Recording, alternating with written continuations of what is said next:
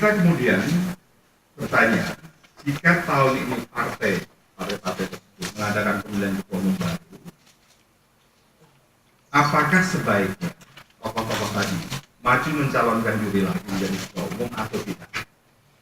Nah, ini pertanyaan untuk Gerindra dan Golkar agak berbeda, karena Golkar ini kan nanti masih bisa menjelaskan masalah Munas ini kan ada Munas Islah, ada yang lain-lainnya tesnya. Jadi kita bertanya kalau terjadi Islah, kalau terjadi atau tidak, namun kita dengarkan dari beliau. Nah, ini kita lihat 45% mengatakan bahwa Pak Abu Rizal Bakri sebaiknya maju mencalonkan diri. Tetapi ada 41% sebaiknya tidak mencalonkan. Nah, ini splitnya di sini. Sementara untuk Pak Hatta Rajasa itu 61% mengatakan maju lagi, 26% tidak. Ada yang terbalik di sini, yaitu Ibu Mega. 51% mengatakan tidak usah maju lagi, dan hanya 37% mengatakan maju lagi. Terakhir Pak SBY, meskipun dianggap tadi dianggap paling berhasil di antara 5 tokoh dalam memilih partai, tetapi ada 38% yang mengatakan sebaiknya tidak maju, dan hanya 52% yang mengatakan maju lagi. Nah, ini yang menurut saya partai saya kira akan masuk ruang ini, suka tidak suka, mau tidak mau, kalau nggak akan ditinggal. Ya, perdebatan KPK dan polisi tentu akan menarik, imbasnya juga akan luar biasa gitu kan. Maka ketika survei ini dilakukan hari kemarin, tanggal berapa Mas? 10 sampai 18. Belum apa? Mungkin kalau sesudah kira-kira juga akan ceritanya berbalik lagi. Tapi istilah saya itu akan menjadi gorengan-gorengan publik yang akan selalu menarik. Buat saya sih ini kaca benggala saja yang bisa kita lihat untuk kemudian ya partai mau ikut suara yang berkembang di luar sana atau tidak. Ini yang ini catatan saya. Dan tentu saja soal ketokohan ini menjadi menarik memang. Kalau saya lihat orang-orang yang bernasib seperti saya, Mas Bima Arya ini yang tinggal di kampung, kita tidak di pusat, di orang kampung yang masih tinggal di pusat, ya Mas Rio sebagai kandidat ketua umum kemarin. Mungkin setelah ada Munas Islah, nasibnya kan menjadi jelas di sana kira-kira gitu. PR-nya, lembaga risetnya mesti banyak dan betul-betul bisa mendengarkan.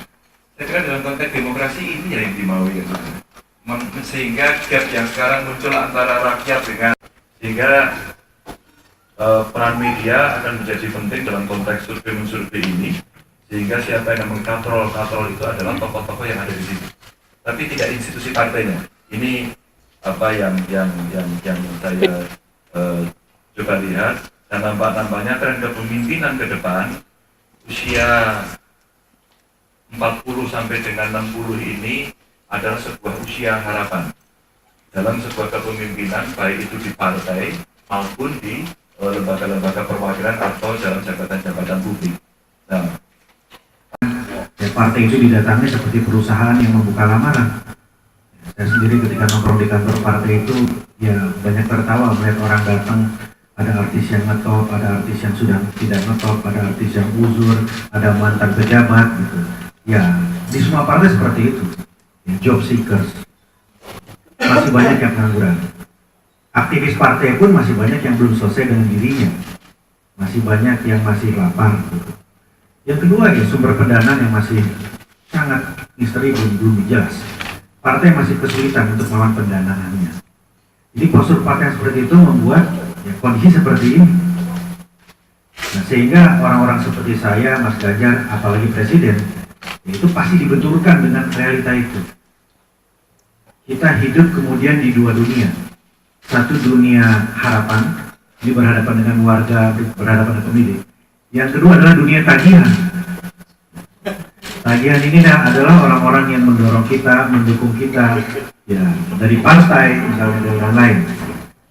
Ini persoalan ketika kita kemudian lebih terbebani dengan dunia tagihan yang merupakan dunia harapan ini. Ini berbahaya sekali menurut saya. Nah karena itu cara mengelola relasi oleh setiap kader yang menjadi pejabat publik seperti saya dan Mas Ganjar, mengelola relasi dengan partai, mengelola relasi dengan warga, mengelola dua dunia tadi, dunia harapan dan tagihan itu menjadi sangat penting.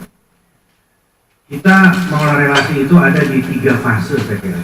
Fase pencalonan, fase pemilihan, dan fase pemerintahan.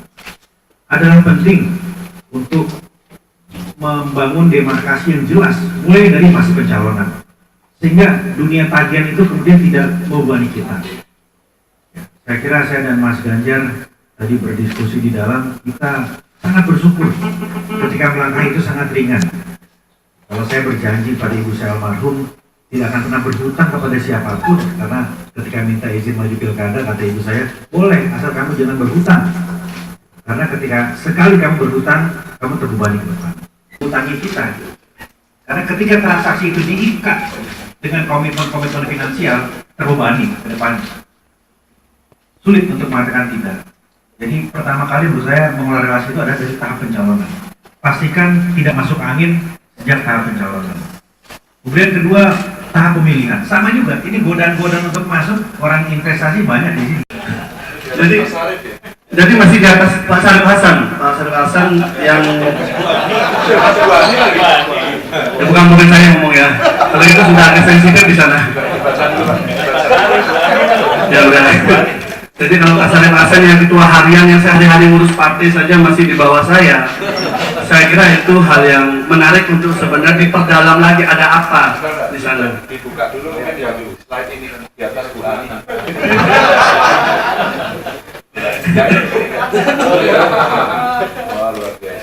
Kalau ini saya agak meragukan karena kalau yang saya tahu di internal partai kami saingan yang paling berat Pak SBY itu ya Bu Ani SBY gitu.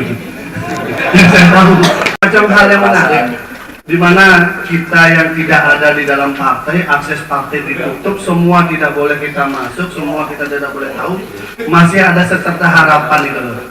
Kalau ini menjadi inspirasi yang menarik karena kemarin malam ada hal yang menarik karena politik itu hampir dekat dengan bola gitu ya. Jadi bagaimana Bradford City itu bisa mengalahkan City 4-2 gitu loh.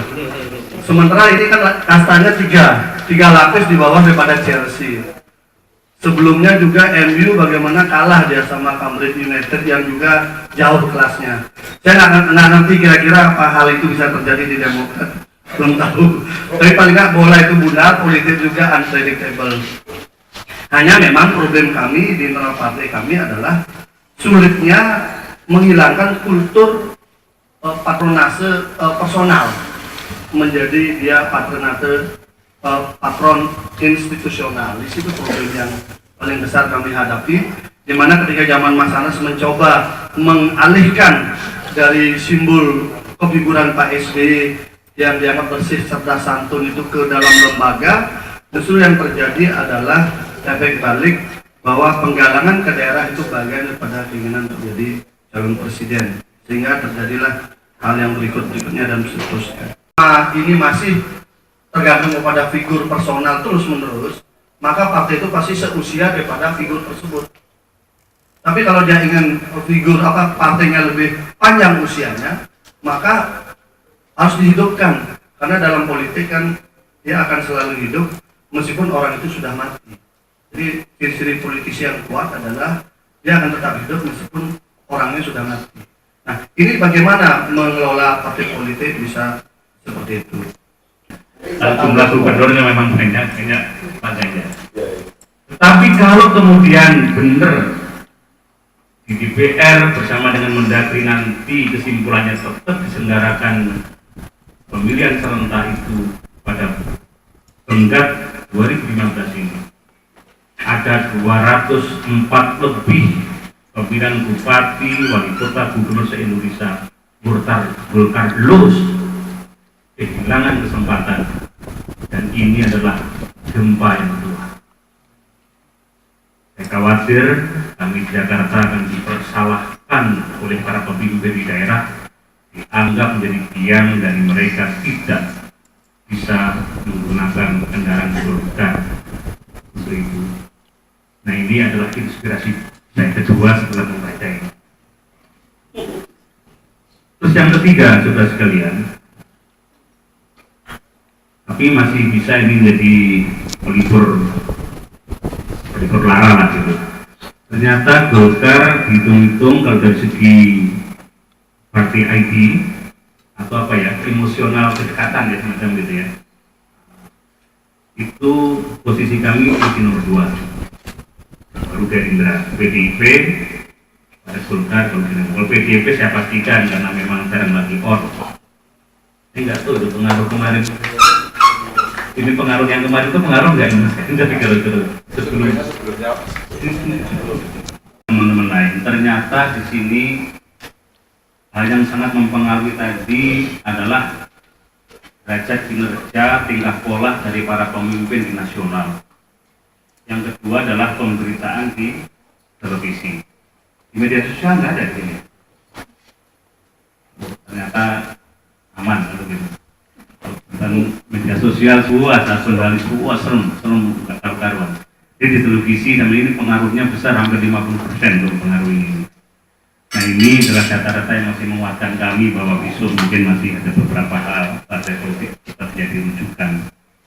40-60% kalaupun dibelah, paling besar itu adalah 41-50 tahun. Itu angka ideal untuk menjadi pemimpin partai politik, termasuk jabatan lain, bupati, gubernur, dan seterusnya. Jadi pas ini yang dinanam Mas Iqbal sama Mas Ganjar itu, umur kita undang itu Mas? Oh, ada setahun aja mungkin tahun ini kalau Mas Ganjar itu. Bu Mega itu hebat menyiapkan kader-kader muda untuk bisa tampil. Saya harus apresiasi tinggi kali ini, tak ada bandingnya untuk kali ini. Untuk yang gituan. Nah, Mas Priyo menurut saya punya peluang karena ARB 45% mengusulkan untuk tetap maju, tapi 41 mengusulkan jangan maju lagi. Jadi ada peluang. Nah, yang menarik itu di PDIP saya lihat. Jokowi lebih besar dari Mega. Artinya bukan itu saja yang dibaca. Ada 37% masih setuju Ibu Mega untuk tetap memimpin PDIP, tapi lebih dari 50% menghendaki Ibu Mega tidak memimpin PDIP lagi. Ini kabar baik buat Mas Ganjar kalau mau maju, dan Pak Jokowi dan lain-lain. Kalau kacamatanya dari keinginan publik, ini potret survei LSI ini menarik menurut saya untuk dibaca. Nanti nggak tahu ada kaitannya atau tidak dengan kisru hari-hari ini. Jadi menurut saya begini, memang semua partai kita ingin dorong untuk melakukan regenerasi, karena kita tahu bicara reformasi, TNI sudah melakukan reformasi, media melakukan reformasi, LSM dan seterusnya. Padahal kita tahu instrumen inti demokrasi, institusi utama demokrasi itu adalah partai politik. Jadi harus dari mulai partai politik. Kalau saya setuju ya, meskipun kita sulit mencari basis teoritisnya, tetapi karena kondisi hari ini, kalau ada partai yang menginisiasi, melarang, membatasi entah satu periode, 2 periode itu perusahaan lain untuk kepemimpinan utama ketua umum di partai, saya pada posisi mendukung itu untuk mendorong regenerasi yang tanda petik harus dipaksakan. Nah itu sama banyak, ada beberapa profesor dan seterusnya. Demokrat dan PAN sedang proses, belum kasih bisa bocoran. Kalau Golkar sudah dirilis ya, Mas Priyo termasuk yang melampaui ketua umumnya. Tapi dari publik beda kan gitu. Menurut saya saling melengkapi. Sayangnya yang memilih juga bukan pakar, Mas Priyo, bukan publik, yang memilih adalah DPD di Golkar itu. Nah, yang menurut saya survei ini mendorong, poin pentingnya adalah partai harus kita dorong melakukan demokratisasi di internalnya. Ketinggalan, padahal soko gurunya demokrasi, istilahnya instrumen intinya di partai, harusnya partai yang melakukan pertama. Kita lihat institusi demokrasi sudah melakukan proses demokrasi luar biasa, tapi partainya mengalami keterbelakangan. Bayangkan kalau orang-orang yang masih memimpin di 2019 nanti, mohon maaf, meskipun tidak sepenuhnya menggunakan pendekatan usia, semua usianya menentukan persoalan penting di Republik ini ditentukan oleh para senior kita yang usianya sudah di atas 70 tahun semua. Pada 2019 nanti, termasuk partai Mas Ganjar, partainya Mas Gede Pasek. Kalau Mas Bima saya tahu udah nyampe belum ya? Nyampe 70 juga 2019 Pak Hatta? Belum ya? Hampir berarti. hampir 69,5. 69,5, hampir 70 kalau dibulatkan. Kalau Pak RB sudah jelas. Nah ini problematik menurut saya. Maksudnya saya setuju tadi Mas Fuad yang dari dalam dengan caranya sendiri. Tentu ada cara Anas Subandingrum, ada cara Gede Pasek, ada cara Ganjar Pranowo, ada cara Bima Arya, ada cara Budi Santoso, beda-beda, ada cara Jawa, ada cara non Jawa untuk melakukan mendobrak tanda petik bukan sentralisasi, melakukan demokratisasi di partai. Jadi maksud saya apa? Ada saat pilihan bagi seorang pemimpin politisi meletakkan kepentingan bangsa di negara dan negara di atas kepentingan partainya, apalagi ketua umum partainya. Itu pilihan. Bagi seorang pemimpin ujiannya di sana. Hari ini dilematis, ada dua. Apakah saya harus berpihak pada posisi keinginan publik yang banyak ini, atau saya dianggap harus membalas budi, kesempatan, jangan balas budi, balas jasa apa yang sudah diberikan partai kepada saya. Itu pilihan ini yang menurut saya agak sulit ya, memilih di antara dua tadi.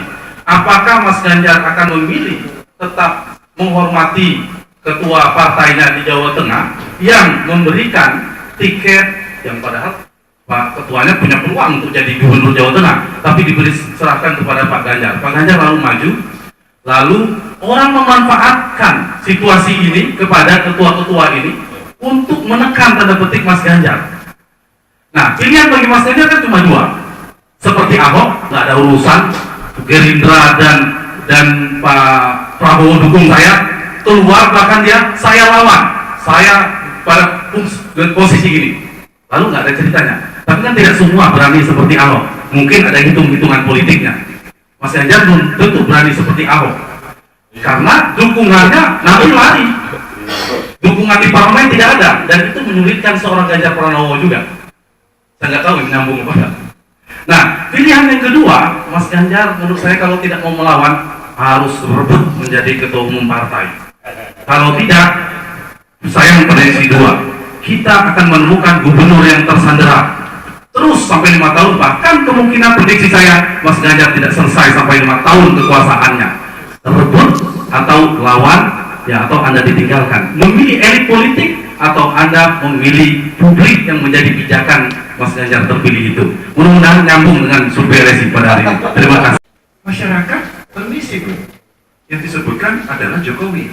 Apakah ini sebuah kamuflase popularitas yang akhirnya dia memayungi seluruh institusi, ya, ataukah sebuah kesadaran penuh di mana itu sebuah nilai yang dibuat oleh rakyat untuk ya silakan Anda memang lebih baik dan halal. Saya bayangkan Mas Jokowi jadi ketua PDI Perjuangan, besok pagi mesti digebukin semua orang, jangan rangkap jabatan bro, kira-kira gitu. Mas menjelaskan itu gimana kira-kira? Menurut saya ini spontanitas. Dicatat seorang presiden mungkin tanda petik tidak konsisten dengan pernah mengatakan jangan rangkap jabatan tadi, atau ingin dicatat menjadi presiden yang gagal menyejahterakan rakyatnya, gagal menjalankan amanah dan mandat rakyatnya. Itu pilihan saja menurut saya bagi Mas Ganjar. Kalau itu pilihan, ini kan pilihan seorang pemimpin itu. Kalau pilihannya yang enak-enak sudah jelas, nggak perlu kita diskusikan. Kalau pilihannya dilematis itu harus memilih.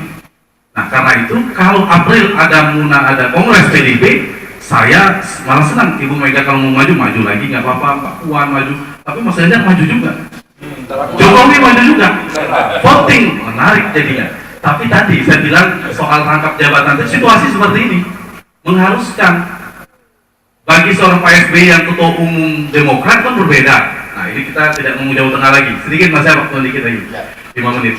Kalau Pak SBY mungkin ketemu Pak Abu Rizal Bakri dan seterusnya, itu kan jelas posisinya ketua umum partai. Beda Mas Ganjar kalau jadi presiden besok, ketua umum PDIP, ketemu ketua umum Nasdem, ketua umum Hanura, ketua umum lainnya. Kalau sekarang bukan siapa-siapa, itu menjadi penting bagi seorang pemimpin dalam konstelasi partai. Nah, ini yang saya pikir harus kita memberi dalam skala prioritas menurut saya, melihat manfaat. Dulu analisanya kita berdebat melihat Presiden Jokowi itu kalau istilah orang Jakartanya kok melakukan sesuatu yang nggak Jokowi banget gitu. Ini saya dapat kata Jokowi banget tuh ketika para relawan Jokowi datang ke istana dan saya sebagai wartawan yang liput istana ketemu mereka heran. Kok Jokowi tidak seperti yang kita kenal ya, dan Jokowi banget gitu loh. Nah, pertanyaan saya, apakah benar ini ada kondisi yang sudah diketahui oleh kelompok tertentu ya, yang ingin Jokowi mempopulernya tidak sepopuler Megawati gitu. Jadi ada kondisi yang lama, yang ini juga sudah lama. Gitu. Yang ini kejadiannya pas mau di fit in proper, yang ini mendadak dan langsung dia diborgol lagi kesal. Lalu setelah itu ada sahabat saya bicara soal masker-maskeran, geger lagi. Saya hanya mencoba merunutkan.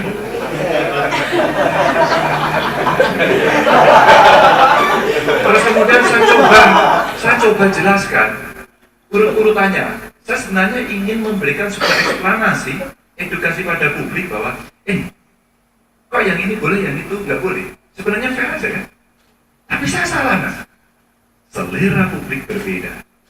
Ketika seorang Mas Hanta mengatakan, Mas Ganjar tidak boleh rangkap jabatan, berdebat saya sama beliau. Bisa saja, cerita akhirnya mudarat manfaat. Para politisi mengatakan lebih baik tidak rangkap jabatan. Lebih baik. Tapi saya tanyakan, di sini permisi rakyat, boleh rangkap jabatan. Dan realitasnya itu. Nah saya ingin menyampaikan, di tengah cerita yang tidak Jokowi banget, saya ingin membandingkan. Mas, ditolak. Saya ditolak. Loh kok Anda kok bela itu? Kenapa Anda bela polisi? Loh, yang bela polisi itu siapa? Maka saya sampaikan, saya bicara dengan beberapa orang yang menurut saya penting. Oh, gitu kan. Menurut saya. Maka saya bilang, saya ikuti mulai dari awal apa-apa yang dilakukan. Sekarang tinggal pada satu tahap, bola sudah di depan gawang, tinggal ditendang. Kalau bola ini tidak segera ditendang oleh Pak Presiden, maka Presiden tidak Jokowi banget. Presiden harus Jokowi banget untuk menendang bola ini, karena ini gampang sekali. Semua keputusan politik bukan tidak ada risiko, yang harus diambil. Nah, pada saat itu Mas, kenapa Mas Jokowi seperti ini? Penjelasannya itu simple. Apapun namanya, realitas politiknya, interest beberapa orang ada. Di hampir seluruhnya. Ingat sejak penyusunan kabinet. Jadi itu sesuatu yang menurut saya biasa. Apakah Pak Abraham Samad salah kalau dia ingin menjadi wakil presiden? Wah, saya nggak salah. Kalau orang Semarang bilang, benar. Cuma tidak benar. Tidak benarnya apa? Karena mungkin beliau masih di sana. Kalau tidak salah saat itu kan pernah ada review dari para pimpinannya soal seperti itu, tapi tidak sampai ke sana. Nah, saya mencoba menjelaskan itu, saya tidak populer. Diajar saya. Sampai tiba-tiba kemudian orang mengatakan, loh, Mas Ganjar kok nggak bela KPK? Lu ya nggak bela siapa? Bela. Nah, hari ini saya sampaikan informasi kepada orang-orang yang penting itu. Akhirnya saya sampaikan, bola harus ditendang segera.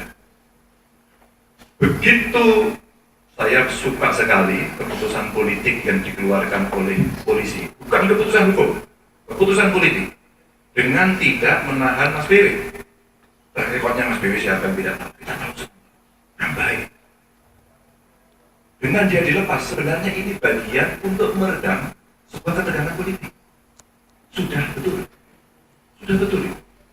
Nah, problem berikutnya saya baca lagi media, terkejut-kejut lagi saya. Kenapa Pak Adnan Pandu kemudian dilaporkan? Oh, menurut saya kalau kita bicara di depan publik dengan mengatakan bahwa ini tidak ada masalah dendam-dendam, ya ada. Rasionalitas intelektualitas kita semua terganggu kan pada saat ini.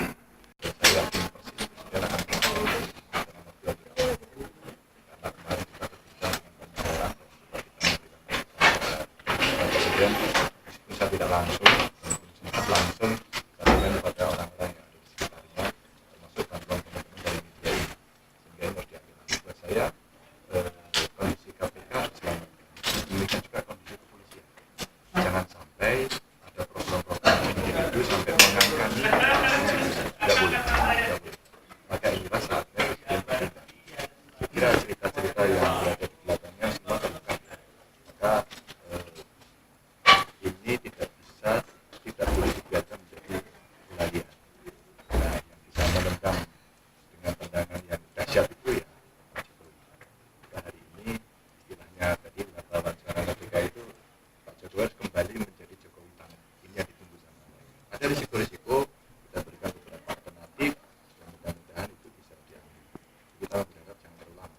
buat saya kondisi KPK, kondisi penegakan hukum ini dalam keadaan darurat. Nah, kalau mau diomongkan, Perpu pun sudah boleh dikeluarkan untuk menanggulangi semua. Ya.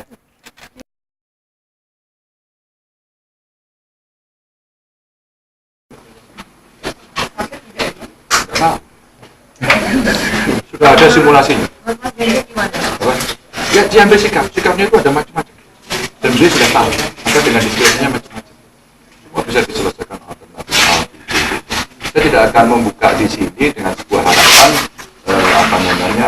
biarlah itu menjadi keleluasaan beliau. Saya tidak mau menyandera presiden juga untuk itu, karena presiden punya palu gudang sebagai kepala pemerintah dan kepala negara untuk melakukan itu. Mas, tapi sikapnya itu kan udah diambil waktu pernyataan di istana itu, Mas. Nanti selanjutnya apa cerminan dari sikap yang di istana itu maksudnya gimana? Ya udah, ya dalam waktu pendek harus selesai.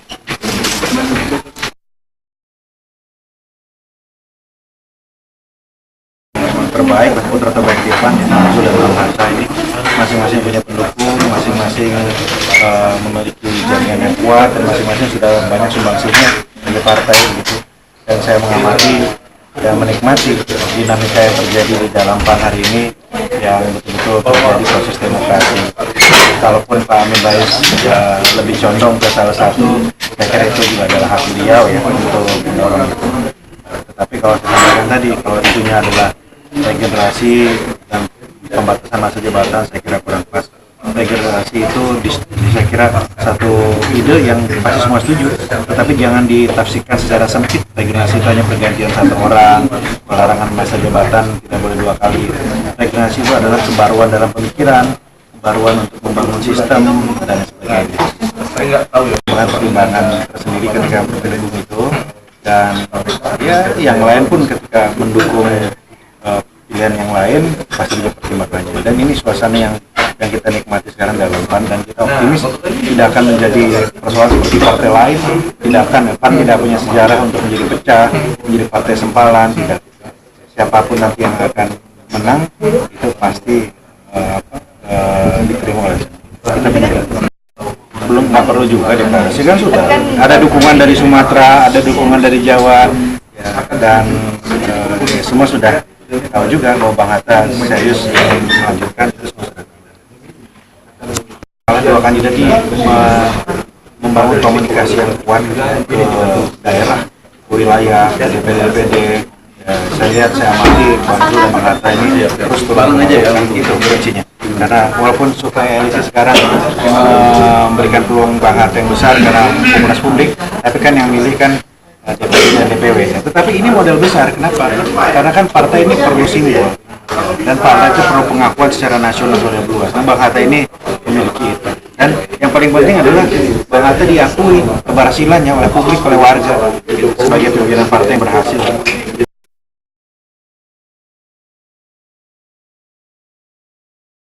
Menjaga relasi yang baik secara persentase, lalu mengorbankan dukungan vertikal dari rakyat, dan yang kedua sebaliknya mengikuti aspirasi mayoritas publik, tapi agak mengganggu relasi secara horizontal dengan elit politik. Itu dua pilihan kan. Ini dilema Jokowi menurut saya. Harus berani mengambil keputusan dengan segala risikonya. Nah, kalau tidak berani mengambil dengan risikonya, terombang-ambing yang dirugikan adalah rakyat, adalah masyarakat. Itu mau ngapain? Ya, kalau mau menyimpulkan 100 hari untuk menunaikan, tetapi paling tidak 100 hari itu akan memberikan harapan, signal kepada publik, oh ke depan akan lebih baik. Tapi kalau baru 100 hari saja, misalnya tidak bisa menyelesaikan persoalan penting hari ini, ya akan dukungan publik, harapan publik akan semakin lemah. Jadi ini yang saya kira harus dijaga oleh Jokowi, menjaga harapan publik. Satu, dukungan publik itu penting, tetapi juga membangun relasi komunikasi secara ke elit politik juga penting. Jadi pilihan di antara dua hal ini harus hati-hati menurut saya. Harus berhati-hati meskipun saya tidak keberatan kalau dimasukkan kelompok rakyat yang tidak jelas itu ya. Tetapi menurut saya harus berhati-hati begini. Kekuasaan itu kan tidak hanya dukungan di tingkat elit, dukungan dari partai-partai, dukungan dari koalisi, dukungan dari elit, tetapi seorang presiden yang kemudian bisa terombang-ambing dari dinamika konstelasi elit, kemudian tidak ditopang lagi dengan dukungan publik, itu alarm bagi Jokowi. Itu saya ke Jokowi lagi. Itu alarm bagi Jokowi. Tapi kalau sedemikian apapun tekanan dari elit, tetapi masih ada topangan dari rakyat, dari dukungan publik yang mayoritas, saya pikir kualitas kekuasaan Jokowi relatif masih baik. Tapi